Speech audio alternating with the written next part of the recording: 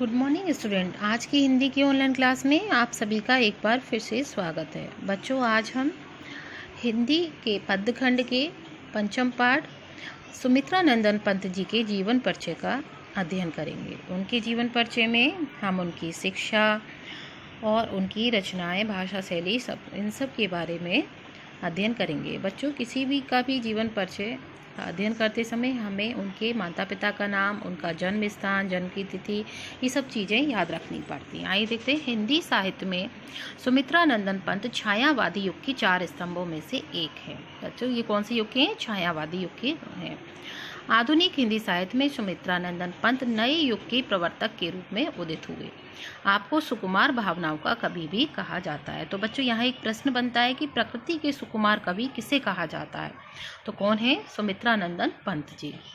प्रकृति की सुरम्य गोद में कवि सुमित्रा नंदन पंत का जन्म 20 मई सन 1900 को अल्मोड़ा के निकट कौसानी नामक ग्राम में हुआ था। वे 7 भाई बहनों में सबसे छोटे थे। आपके पिता का नाम पंडित गंगादत्त पंत था। आप याद रखेंगे उनके पिताजी का नाम।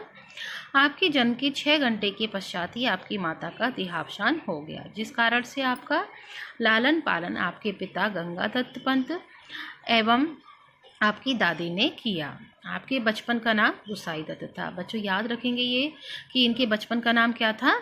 गुसाई दत्त। आगे चलकर आपने स्वयं अपना नाम बदलकर सुमित्रा नंदन पंत रखा। तो इनका नाम बाद में बदलकर इन्होंने सुमित्रा नंदन पंत करा था, बल्कि बचपन में क्या था? गुसाई दत्त। सुमित्रा नंदन पंत की शिक्षा। पंत जी ने अपनी प्रारंभिक शिक्षा अल्मोड़ा में ही प्राप्त की।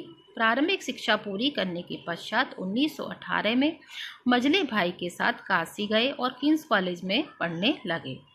उसके उपरांत आपने इलाहाबाद के प्रसिद्ध म्यूर सेंट्रल कॉलेज में दाखिला लिया और अपनी शिक्षा को आगे बढ़ाया। उन्होंने इलाहाबाद आकाशवाणी के शुरुआती दिनों में सलाहकार के रूप में भी कार्य किया। महात्मा गांधी के असहयोग आंदोलन से प्रभावित होकर एवं उनके आह्वान पर सन 1921 ईस्वी में आपने बीए की परीक्षा में भाग नहीं लिया और कॉलेज का त्याग कर दिया और महात्मा गांधी जी के साथ में ये असहयोग आंदोलन में लग गए।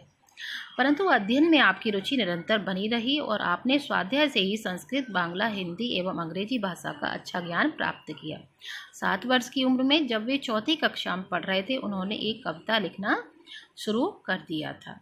सुमित्रा नंदन पंत की मृत्यु।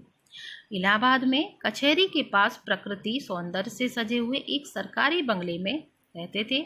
इलाहाबाद में ही उनकी काव्य चेतना का विकास हुआ। कुछ वर्षों के बाद उन्होंने घोर आर्थिक संकट का सामना किया। कर्ज में जूझते हुए पिता का निधन हो गया। कर्ज चुकाने के लिए जमीन और घर भी बेचना पड़ा। इसके बाद आप कुंवर सुरेश सिंह के साथ काला कांकर प्रतापगढ़ चले गए और अनेक वर्षों तक वहीं रहे। महाकवि सुमित्रा नंदन पंत की मृत्यु 28 दिसंबर 1977 को इलाहाबाद, उत्तर प्रदेश में हुई।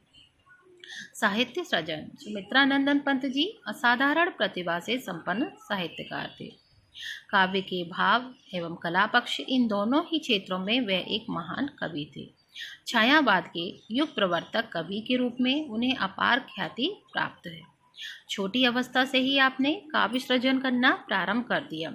सन 1918 के आसपास तक वे हिंदी की नवीन धारा के प्रवर्तक कवि के रूप में पहचाने जाने लगे थे। सुमित्रा नंदन जी की रचनाएं: वीणा, ग्रंथि, पल्लव, गुंजन, युगांत, युगवाणी, ग्राम्य, स्वर्णकिरण, स्वर्णधूलि, युगपथ, चिदंबरा, कला और बूढ़ा चांद, लोकायतन, गीत हंस, हार। बच्चों, इनकी रचनाओं को आप बहुत अच्छे तरीके से याद करेंगे, क्योंकि जीवन परिचय में रचनाएं आपको लिखनी होती हैं। पुरस्कार एवं सम्मान। हिंदी साहित्य सेवा के लिए उन्हें पद्म भूषण, ज्ञानपीठ, साहित्य अकादमी जैसे उच्च श्रेणी के सम्मानों से अलंकृत किया गया। तो बच्चों, किसी भी लेखक का, कवि का जीवन परिचय लिखते समय हमें इस बात का याद रखना, कुछ मुख्य बिंदु होते हैं जिनका कि हमको विशेष ध्यान रखना होता है कि उनका जन्म कहाँ हुआ था, कब हुआ था, उनकी मृत्यु कब हुई, उनके पिताजी का नाम क्या था। उनकी रचनाएं आप मुख्य रूप से याद करेंगे और जो है उनको पेपर में भी आती हैं रचनाएं लिखने के लिए, या उसमें से आपको बहुविकल्पीय प्रश्न भी मिल जाते हैं कि जैसे आप पेपर में आपसे पूछ ले जाएगा एग्ज़ाम में कि लोकायतन किसकी रचना है, तो आप बताएंगे सुमित्रा नंदन पंत की। लेकिन आप तभी बता पाएंगे जबकि आपने किसी भी लेखक या कवि की रचनाओं को याद किया होगा। इसीलिए कोई भी जीवन परिचय याद करते समय, लिखते समय आप जो है उनकी रचनाओं पर विशेष ध्यान देंगे।